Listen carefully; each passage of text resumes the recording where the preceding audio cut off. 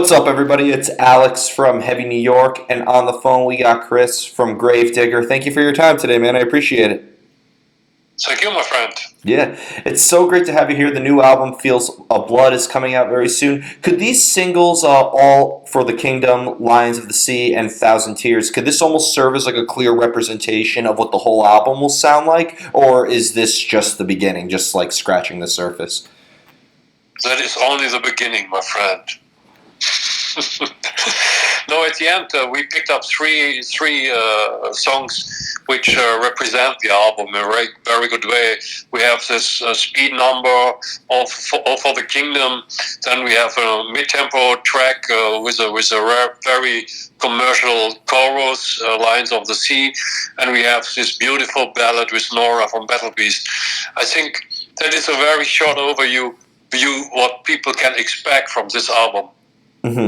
Was there like a preconceived idea of how you wanted this album to sound like when entering the studio, or was there kind of like a lot of improvising involved? How can I tell it? I started 2 years ago when I was in Scotland with my son and my wife, and I showed my son all the places in Scotland, the battlefields, the famous castles. I told him the story, and then I noticed for myself that the story is not at the end. That I have to tell the people a little bit more about Scottish history, and at this day I called Axel, the guitar player, and said, "Hey, Axel, we have to do another one. We need more bagpipes. We need more epic. We need more hard guitars, the riffs, and everything." And that was the start point when we start writing songs about this new Scottish topic, Do you consider this just a follow-up to The Living Dead, or do you think that this it kind of stands out a little bit more in the Gravedigger catalog? The Living Dead was a more progressive album. It was, sometimes you have to do something special, and this album was more or less a bit more special from the sound structure, song structure, and everything, from the story. But I think that Fields of Blood is a very typical Gravedigger record, in the good mood of the Middle Age trilogy from the 90s. And I think I don't want to repeat myself from record to record, and if you do a record like Heal by Metal or Return of the Reaper or Tunes of War or now Fields of Blood, all these records are very different, but at the end every record sounds like Gravedigger. But I don't want to get boring the people outside, so that's the reason why we changed a little bit from record to record. Yeah, you kind of led me into my next question. Being that you've been around for a while and you already have a lot of albums, like at this point in your career, do you kind of have like a formula that you always work with the making of each album, or if you take a new approach to everything? Sometimes we have a plan, and sometimes we don't have a plan, and to make an album. And if you're doing a concept album, you have to have a plan at the end, because you have the first before you're writing songs, you have the concept, And but on the other side, sometimes we say, okay, we don't need any concept. We want to write songs. So what I see in the television, what are my fucking day problems? What are your problems, And then we start writing songs. It is, sometimes you have a different approach. Start an album, And now on this album we have again the Scottish history and. Yes, how can I tell you? We wanted to bring the people something special for the 40th anniversary. Definitely. And being that you have dabbled in the ideas of concepts before, does the concept ever determine the music itself too? Or do you need like a couple riffs or like some arrangements before you have like a concept in mind? Okay, for this album, that was something special because I know a lot about Scottish history because of the previous albums. But at the end, I tried to give it a special atmosphere. And I had the idea, Tunes of War, the first Scottish album, was like in a school, we told the people the Scottish history from the beginning to the end. and that in a very clear and historical way. The second one, The Clans Will Rise Again, was more that we picked up stories from the Highlands, some mystical stories and everything. And the new one is more on the emotional side of Scotland, telling stories about the history, but from the emotional side. That's the difference between all three albums. Mm-hmm. It's really cool how you take elements of history and bring them into music. Is there any album or maybe even any song in your discography that also could be personal, like about you or any of the members, or do you try to leave your personal lives out of the music as much as possible? No, that you can't do because you are a singer, and if you try to give the people authentic heavy metal, you have to be yourself, And if I would, perhaps from the new record, if I can pick up a person who I am, it would be definitely William Wallace Braveheart, because I feel this. How can I tell? I feel this hunger for freedom, because I'm a musician. I'm living from music, When I was a child, 12 years old, I had this dream, and I followed the whole life. I followed this dream to live from my music, and I fought a lot with my parents and with other people to fulfill my dream.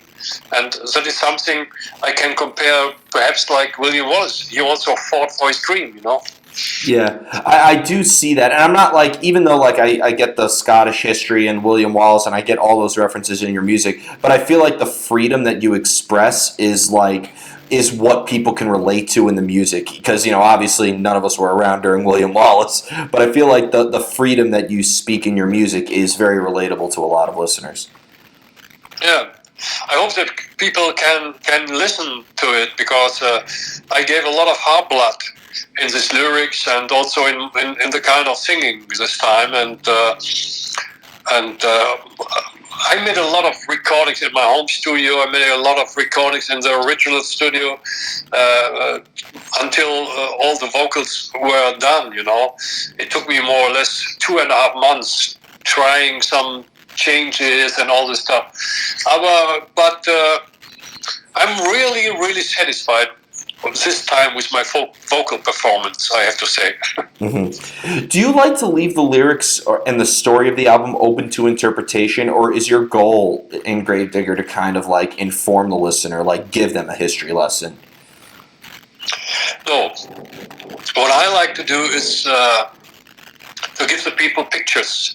Listen to the music, and that they start a movie in their head. It can be different. It can be a different movie, But at the end, they should have pictures, not listen only to the music. Mm-hmm. I want people invite. With my music, I want people invite to my dreams, to my movies, what I have in my head, And that is a little bit like Mel Gibson, the movie Braveheart, for example. This movie has really nothing to do with Scottish history. It's totally different. Because at this time when William Wallace was alive, they didn't have any kilts. Yeah. And but on the other side, Mel Gibson had a dream. He has a vision, and he wanted to do a good movie expressing to the people what means freedom. And this target he reached really in a good way. Mm-hmm. Beside all the historical mistakes he made, Yeah. But he took the people, and he caught them in the cinemas, at the televisions. And I think that is very important, that you can call the people, catch the people, and that people understand what you mean in your lyrics and with your music. Mm-hmm. So is it better for, like, I feel like your album, since you have like such a cinematic element behind it, like especially with Fields of Blood, you recommend that like they start with the Klansman's Journey and ends with Requiem for the Fallen. You don't think that this album can be listened to on shuffle, or think that the album should be approached from a different angle, right? Yeah, it's like a book, you know. Every good book has a prologue, and then it's a story, and then it's an epilogue, you know. I think, yeah, we build it up like a book that people can read in the music and listen to it. But for me, this time it was very, very important that we had also this outro, like Requiem for the Fallen, because Fields of Blood, the title track, is a very long one, and it will be the last song we ever wrote about Scotland, you know. There will be no other concept CD about Scotland at the end, but and then we have the Requiem for the Fallen, which stands for all the people who died during the freedom fighting and fighting for the independence, you know. And this is our dedication to this people. Mm-hmm. That's beautiful. And I'd imagine that there's a lot of, like, before you even write a lot of music for the album, I feel like you almost have to, like, do research, right? Like, do you, like, bring a lot of books with you to the studio as well as your instruments and everything like that? Yeah, that's for sure. But it's also a lot of fun, you know, and to read books about Scottish history, and it's reading a book is like a movie. You can, as preparation for this album, I watched again Braveheart. This is one of my favorite movies. Then I watched the Outlaw King. Have you seen this film on Netflix? I haven't yet, no. You have to do it, because this movie is exactly what the history is telling, you know. And he has a totally different approach, like to compare it with Braveheart. Both movies, our record is between this movies, you know. If you see the Outlaw King or Braveheart, our record is between this. Mm-hmm. It's interesting. Do you almost, because your movie is so taken from, since your album has taken inspiration from so many movies, like, do you almost kind of in a way like portray a character on the album? Yeah, for sure. We portray like a guy like William Wallace or Robert the Bruce or Queen Mary or Cumberland the Barbarian. He was a butcher, killing a lot of Highlanders in the Highland clearance at the end after Culloden, you know. Yeah. I think the Scottish history lives from these people, you know. Exactly, because they are heroes and they followed them. And every good freedom fight needs a hero. That is for sure. Yeah. Like Nelson Mandela in South Africa. Yeah, and being that a lot of people now, you know, during the time of isolation that we're living in right now, I feel like that this is almost like the record for people to listen to now to kind of give them that taste of freedom, right? Yes, we are waiting for the freedom to do any live shows again, but I think that will take a little bit more time than we expect. Yeah, and I have yet to see you guys live, which is what really sucks. And when it comes to playing live, is there maybe a similar energy into playing live as you are when you're songwriting? Like, do you almost feel like that when somebody's seeing you live, they're almost like going to the theater to see a movie or a play of some sort? I think to do records is one part of playing music, you know. But the live shows, this is the essence of playing music, because you have the direct connection to the fans. And here in Germany, a lot of bands playing in front of cars, you know, in car cinemas or drive-in cinemas, you know. That is nothing for a gravedigger, because I don't want to play in front of 500 cars, you know. What is stupid?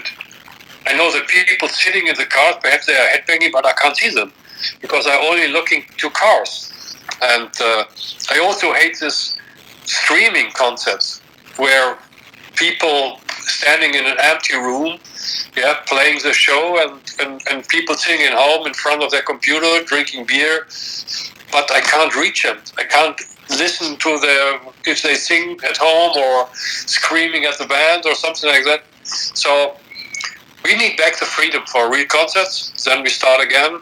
And as long as we don't have this freedom, we only release records. Mm-hmm. Yeah, that's a good point to make. I'm also terrified that, like, during these drive-in concerts, somebody's going to try to start a mosh pit, and then it'll end up being the demolition derby with all those cars. Yeah. Watch that happen. I know that's going to happen one day. Oh, well, they make a mosh pit with cars. Yeah, and there'll be just a big pile up in the concert, and then the band is playing to like a fire. Yeah. That would be cool on the other side. Yeah, it'll save you a fortune on pyrotechnics. I can tell you that much. Yeah. So before we go, I want to thank you so much for your time today. Is there just anything else with Gravedigger that you would like to promote, like for the new album? Like, obviously, when this is all over, we'll be seeing you on the road quite a bit, right? We hope that. Stay healthy, my friend, and thank you for your time. Of course. Thank you so much. Everybody, we are here with Chris of Gravedigger Fields of Blood, coming out very soon. We'll see you next time on Heavy New York.